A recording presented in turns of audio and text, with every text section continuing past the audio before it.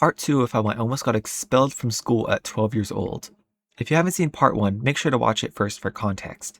Anyone who's experienced middle school knows it's a time for rebellion and learning your boundaries with others. Unfortunately, the teachers are often the ones who feel the blunt force of that. My rebellion was to make a Google Slides page and to share it with all of my classmates so that we could communicate, share answers, and make jokes about the teacher, whom we will call Mrs. Meanberry, without her finding out.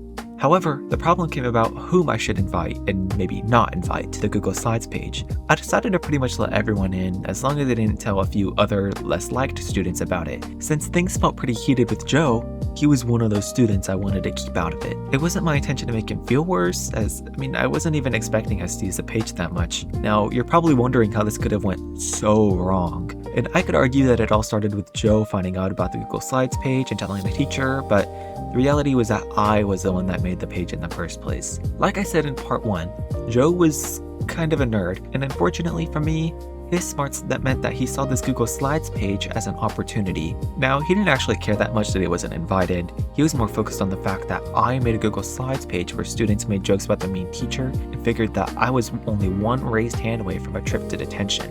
I cringed as he showed Mrs. Meanberry every slide.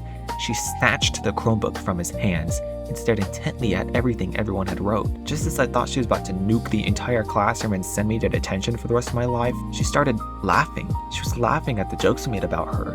And after she was finished looking at them, she just handed the Chromebook back. And she said to us, "As long as you guys are getting your work done, I don't mind how you spend your free time. Just don't make any jokes about other students." Talk about foreshadowing. Joe was speechless. His plans had failed, and not only that, but now all the other students were mad at him for snitching. It doesn't take a genius to know what comes next. The next day, what was jokes about Mrs. Meanberry instantly switched to jokes about Joe. To be honest, I did make some jokes here and there, nothing bad, and I felt bad after, but he was smart, so I figured he kinda asked for it. And just as before, when he saw the opportunity to get me in trouble, he remembered what Mrs. Meanberry had said about making jokes about other students, and knew this was it for me. Again, he raised his hand and showed the teacher the slides.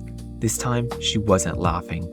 She told me it needed to go down now, and I had no protest. The only problem was that I didn't know how to permanently delete a Google Slides page since I was still new to it. So I just clicked whatever seemed like I got rid of it and it was gone from my view. I felt lucky to only have escaped with a slap on the wrist. Little did I know, Joe still wasn't happy with that ending.